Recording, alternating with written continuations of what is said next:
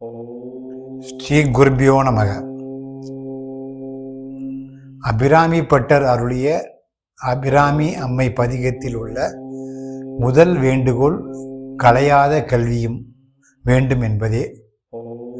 கலையாத கல்வி என்றால் கலைந்து போகும் கல்விகள் பல இருந்து கொண்டு இருப்பதால் தான் அபிராமி பட்டர் தமக்கு கலையாத கல்வி அருள வேண்டும் என்று அபிராமி அன்னையிடம் விண்ணப்பிக்கிறார். அத்தகைய கலைந்து போகும் கல்விகள் என்பது எதுவாக இருக்கும் என்று ஆராய்ந்தால், பொதுவாக கல்வி என்பது ஒருவர் நூல்களின் வழியாகவோ செவி வழியாகவோ அல்லது ஆராய்தல் மூலமாகவோ கற்றுக்கொள்வதே கல்வி என கொள்ளலாம். ஆனால் இத்தகைய கல்விகள் யாவும் இருக்கு மற்றும் இல்லை என்னும் இவ்விரண்டு தன்மைகளுக்கு உட்பட்டதே ஆம்.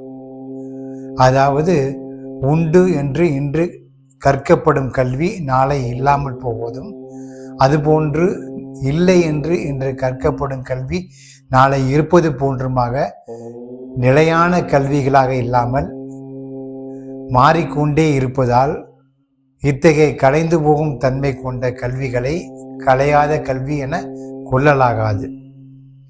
அவ்வாறாயின் அபிராமி பட்டர் அம்மையிடம் வேண்டிக் கொண்ட கல்வி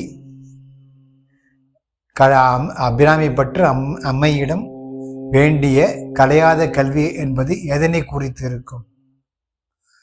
தன்னை அறிய தனக்கு ஒரு கேடில்லை என்று திருமூலர் தம் திருமந்திரத்தில் சொல்லியபடி தன்னை அறியும் கல்விதனையே கலையாத கல்வியாக சுட்டி காண்பித்துள்ளார்.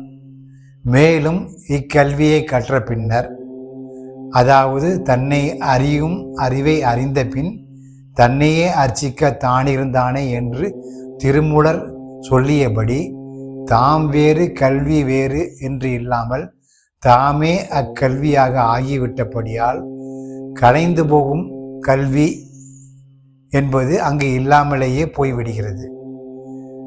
அபிராமி பட்டர் அபிராமி அம்மையிடம் வேண்டிய கலையாத கல்வி என்பதும் இதுவேயாம். ஸ்ரீ குருபியோ நமக.